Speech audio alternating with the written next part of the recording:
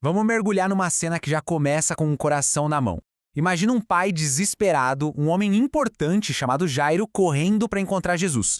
É uma corrida contra o tempo, porque a filha dele está entre a vida e a morte. Esse é o pedido de Jairo. E é bom a gente entender quem ele era. Jairo não era um qualquer. Ele era um dos chefes da sinagoga. Um cara com status, respeitado por todo mundo. E mesmo assim o que ele faz? Ele se joga aos pés de Jesus. É um gesto de desespero total, de quem não tem mais a quem recorrer. E bem quando a gente acha que a missão de salvamento começou, acontece uma coisa totalmente inesperada. A narrativa para. No meio daquela multidão apertada, uma outra história, uma outra dor, está prestes a vir à tona e mudar tudo. O que temos aqui, na verdade, é uma genialidade narrativa. São duas histórias de cura, uma dentro da outra. De um lado, a de um homem poderoso com nome e sobrenome. Do outro, a de uma mulher anônima, que vivia à margem. E as duas crises se encontram ali, naquele mesmo caminho caótico.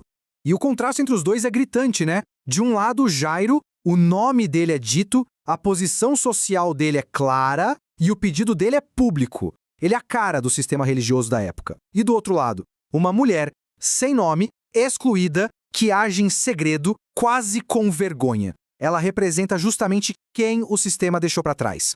Para a gente ter uma dimensão do que vai acontecer, a gente precisa primeiro entender o peso que essa mulher carregava. O sofrimento dela ia muito, mas muito além do corpo. 12 anos. Para um pouquinho e pensa nesse número. Não são 12 dias nem 12 meses. É mais de uma década de um sofrimento diário, sem trégua. A vida dela estava em ruínas. Pensa só, o sofrimento físico constante de uma hemorragia, a ruína financeira, ela gastou tudo que tinha com médicos e, em vez de melhorar, só piorou. Mas o pior de tudo era o peso social e religioso. A lei da época a declarava impura. Sabe o que isso significava? Isolamento total. Ela não podia abraçar ninguém da família, não podia entrar no templo para rezar. Qualquer pessoa que tocasse nela também ficaria impura. Ela era basicamente uma sombra, um fantasma dentro da própria comunidade. E é nesse estado de desespero absoluto que ela toma uma atitude. E o que ela faz em seguida não é só um ato de fé, não. É um ato de desafio, de uma ousadia que quebra todas as regras sociais e religiosas que a esmagavam.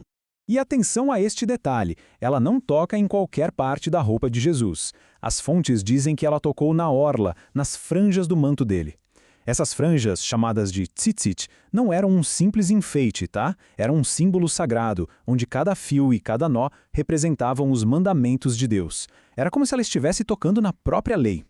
E aqui vem a grande questão, o clímax da cena. Pela lógica da lei, o que deveria acontecer? A impureza dela deveria contaminar Jesus. Ao tocar no símbolo da santidade, ela estaria teoricamente profanando tudo. O risco que ela correu era gigantesco. Só que o que acontece é o exato oposto. É uma inversão de lógica total. A lei é virada de cabeça para baixo. Ao invés da impureza fluir dela para ele, o que flui é o poder de cura dele para ela. A santidade de Jesus não se contamina, pelo contrário. Ela é tão poderosa que purifica o que estava impuro.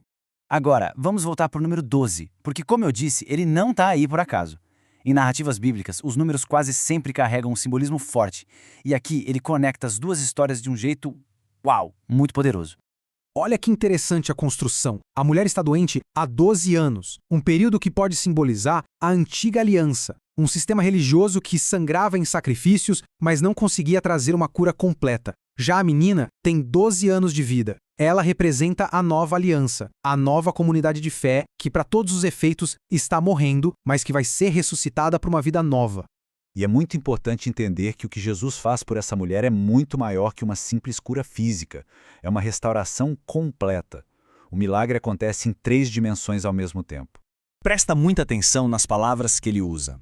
Primeiro, ele a chama de filha. Essa é a única vez nos evangelhos que Jesus usa essa palavra para se dirigir a uma mulher. Com uma única palavra, ele não só a cura, mas ele a reintegra na comunidade. Ele devolve a ela a dignidade, a identidade, um lugar na família. Então, a gente vê a cura completa, em 3 passos. Primeiro, a cura física. A hemorragia para na hora.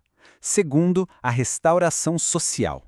Ao chamá-la de filha na frente de todo mundo, o isolamento dela acaba ali. E terceiro, a paz espiritual. A ordem vá em paz, limpa a alma dela da vergonha e a reconecta com Deus. E aí, bem no instante em que essa mulher é completamente restaurada, a história de Jairo volta com uma força devastadora.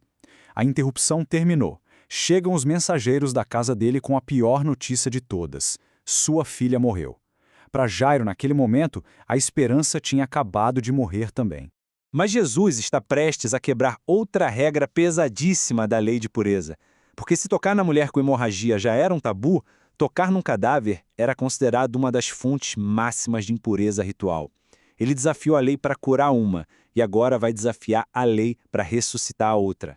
Tenta visualizar a cena na casa. Aquele som de luto, as pessoas contratadas para chorar, um clima pesado. Jesus entra, ignora a zombaria do pessoal e vai direto para o quarto da menina. Ele pega na mão dela, uma mão já sem vida, e fala em aramaico, a língua do cotidiano. Talita cumi. Não é uma fórmula mágica. É uma ordem direta, pessoal, cheia de autoridade. É a vida falando com a morte. E a morte tem que obedecer. Então, ao colocar essas duas histórias juntas, uma servindo de moldura para a outra, o texto nos convida a pensar num significado ainda mais profundo. O que a gente aprende de verdade com tudo isso? Acho que os pontos principais ficam bem claros. Primeiro, essas histórias são sobre restaurar a dignidade humana, muito mais do que só curar doenças. Segundo, elas são uma crítica direta a qualquer sistema, seja religioso ou social, que cria muros e exclui pessoas.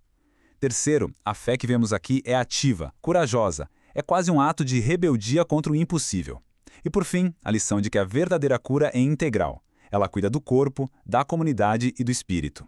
E tudo isso nos deixa com uma pergunta muito atual. Essa história de 2000 anos atrás nos desafia a olhar ao nosso redor hoje. Quem são as pessoas que a nossa sociedade trata como impuras, como sem esperança, como mortas?